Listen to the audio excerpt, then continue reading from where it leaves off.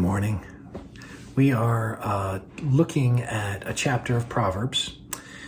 Each day, not the whole chapter, but just picking out one proverb from each chapter in Proverbs each day.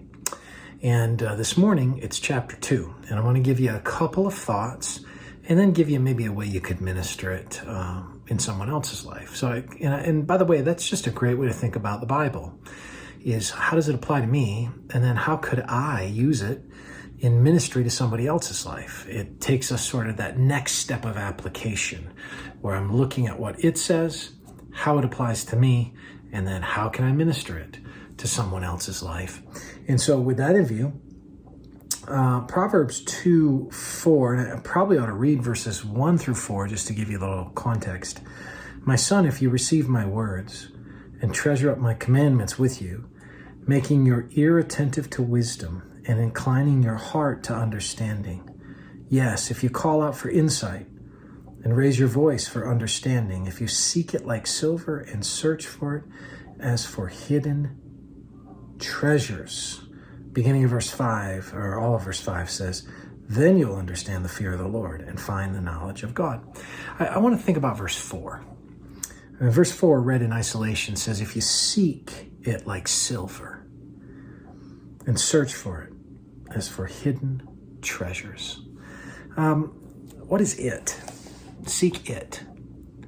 Well, the it that you are to seek is the seeking of wisdom, understanding, insight, this idea of taking knowledge and bringing knowledge to bear and applying it in some way, right? This is what you and I have to do.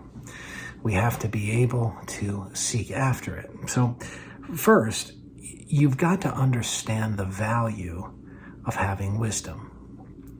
Wisdom is so crucial to everything that you and I do. We need to be the kind of people that can take knowledge and rightly apply it.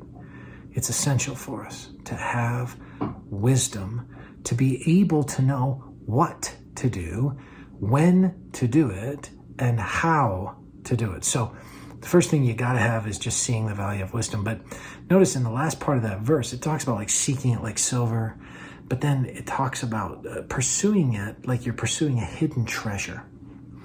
One of the interesting things that comes to my mind when I think about this is that it's not apparent where a hidden treasure is. That's why it's, ready? Hidden. Because you don't know where it is.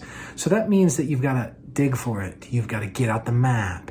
You've got to study it. You've got to look for it. You got to, sometimes by trial and error, you've got to be open to follow the clues. And sometimes wisdom is like that.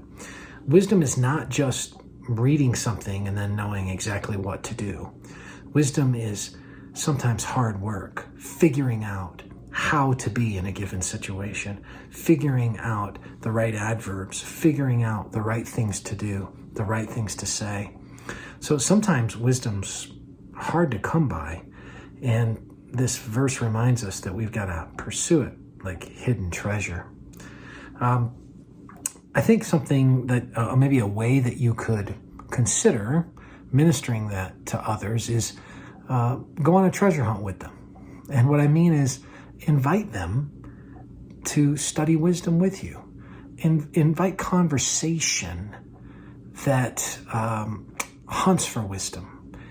Think and group think about difficult decisions. Don't fly solo. And then encourage others by your example and by your engagement to do the same. And then maybe what you'll have is not just your own wise life, but a community of wisdom. May the Lord bless you today.